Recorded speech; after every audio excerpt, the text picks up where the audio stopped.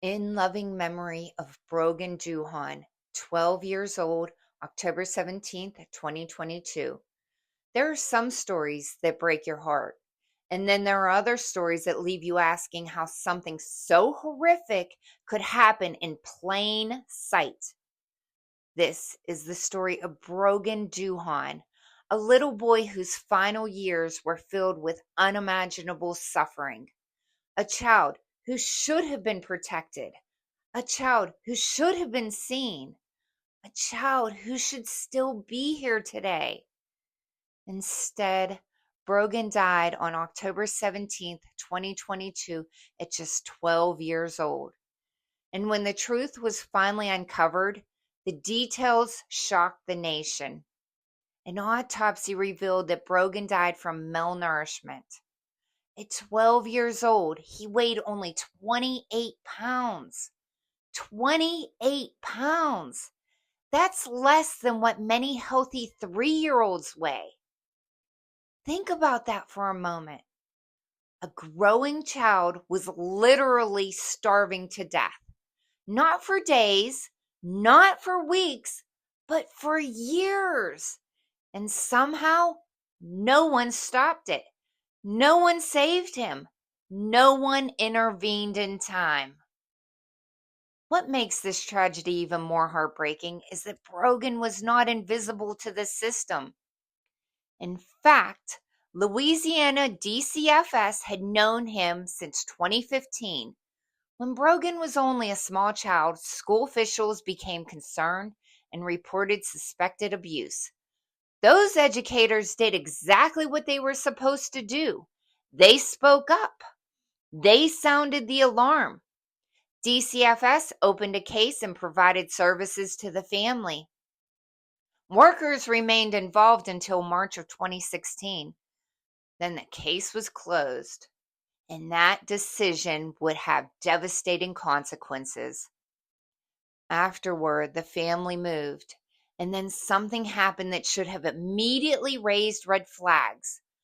Brogan was never enrolled in school again. Not public school, not private school, not even registered for homeschooling.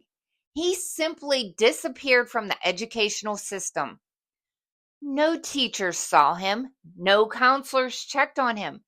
No school nurses noticed his condition. No classmates asked where he was. One of the few remaining safety nets for vulnerable children was gone, and Brogan was left completely isolated. Years passed. His suffering continued behind closed doors. Then came another warning. Just 2 months before Brogan died, another report was made regarding his welfare. Deputies responded to the home. They spoke with Brogan. They spoke with his mother. And according to the reports, everything appeared okay. But appearances can be deceiving because behind that front was a child who was starving, a child whose body was shutting down, a child desperately in need of rescue. Yet somehow the danger was missed, and just weeks later, Brogan was gone. How does a child waste away to 28 pounds without anyone noticing? How does a child vanish from school records for years? How does a family with prior DCF involvement avoid deeper scrutiny? How does a child die from starvation in modern America? These are the questions that deserve answers, and many of those answers remain hidden. Even after Brogan's death, DCFS records have not been publicly released. The very documents that could help explain what happened remain unavailable.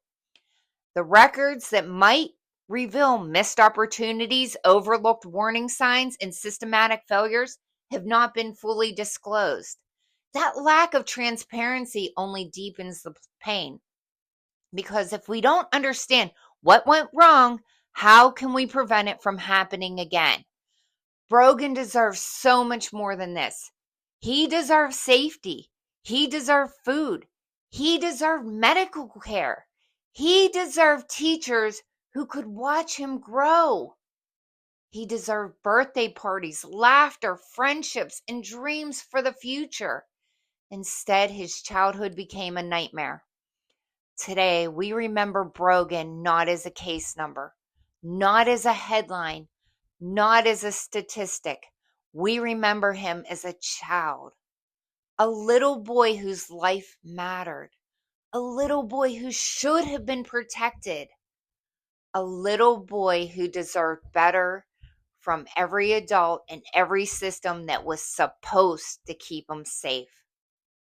As we honor Brogan's memory, we must continue demanding accountability, transparency, and reform, because children cannot protect themselves.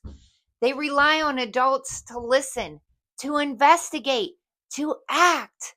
And when those systems fail, the consequences can be deadly. Brogan Duhon should be here today. He should be preparing for high school. He should be making memories with friends. He should be living the life every child deserves. Instead, all we could do now is speak his name, tell his story, and make sure he is never forgotten. Rest peacefully, sweet Brogan. Your suffering mattered. Your life mattered. And your story will continue to shine a light on the changes that must be made to protect other children. Gone too soon, forgotten by the system, remembered by us forever.